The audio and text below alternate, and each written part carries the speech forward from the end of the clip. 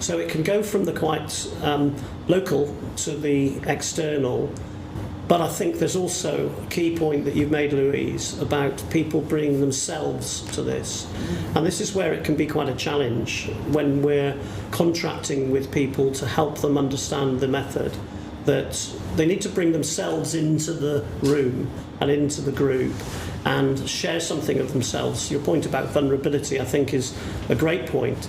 I think there's this concept I see, certainly, of the reciprocity of vulnerability and disclosure, that when people feel safe enough to risk being vulnerable with a group and they do it, it enables other people to realise it's okay to do it, and we've got trust because we've done the contracting. Right. So I think bringing self, team and external organisation and society and communities into focus, those are the options in terms of how you might pitch it.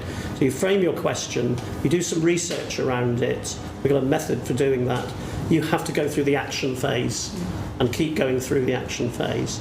And you need to then reflect on, be a good reflective practitioner, you would call it in an academic sense probably, to reflect on what have I learned, not just about the subject, say, of psychological safety, but what have I learned about myself personally in terms of how I behave and how well I do it.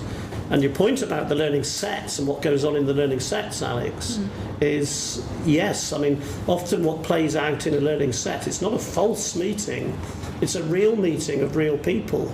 And real sort of dynamics play out. People get kind of upset, people get excited, people behave in a certain way.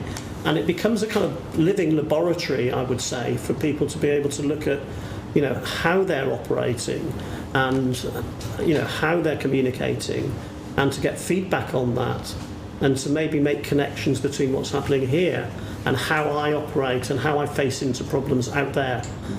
So it's a safe place to do that if you've done the contracting. Yeah. All right, well, thank you very much. It's been a really interesting conversation, and we started this conversation by wanting to talk about social inclusion in education, democracy in education, and talking about action learning as a way to facilitate both of those things. So I hope we've done that. I hope you've enjoyed the conversation. And what I'd like to just leave the listeners with is that should any of what we've said in this podcast interest you, should you want to become an action learning facilitator, should you want to talk to us about the philosophy of action learning, should you want to pick Louise's brains about social inclusion in education, or Richard's brains around how to implement action learning strategically in an organisation to drive organisational change, then feel free to get in touch with us.